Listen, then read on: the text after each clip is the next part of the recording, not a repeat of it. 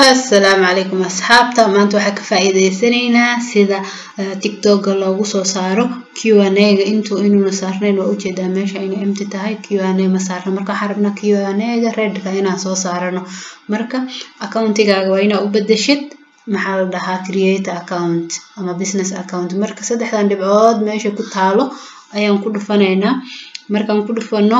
meeshaan manage your account tahan ku sii dhufanaynaa markaan ku sii dhufano waxaan ka dooranaynaa maxaa la dhahaa switch to business account ka dooranaa hadda personal buu noo yahay moogtay oo ku dhufanaynaa markaan ku dhufano ogaa wuu iswareejinayaa suu noogu soo bixiyo marka waxaan dhahaynaa hadda waxaan ka dooranaa business baan ka dooranaynaa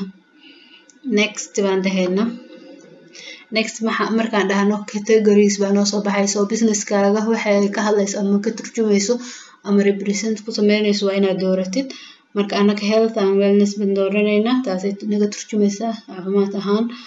marka okay baan saaraynaa meeshaan ay ku qoran tahay next baan saaraynaa waxaan dhahaynaa escape saddexda number baa haddana ku laabanaynaa ama saddexda line waxaan dhahaynaa soo muujid business creator tool meesha ku qoran tahay meeshaan creator tool ay ku qoran tahay aan ku dhufanaynaa so ma aragtaan question and answer kaas aan ku dhufsanaynaa haddana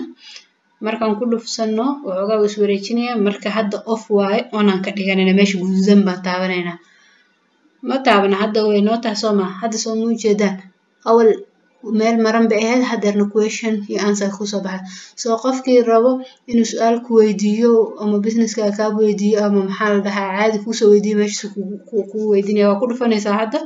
hadda su'aal ma haysano maxaa yeelay haddaan sameeyay laakiin marka kale insha Allah su'aasha intay soo galaysaa waa uga jawaabi kartaa marka intaas saaxiibayaal ka faa'iideysanay assalaamu calaykum haday faa'iido ku yeelatay waxaan ku hadda ka hadalnay please like share and comment and subscribe aad iyo aad baa u mahadsantahay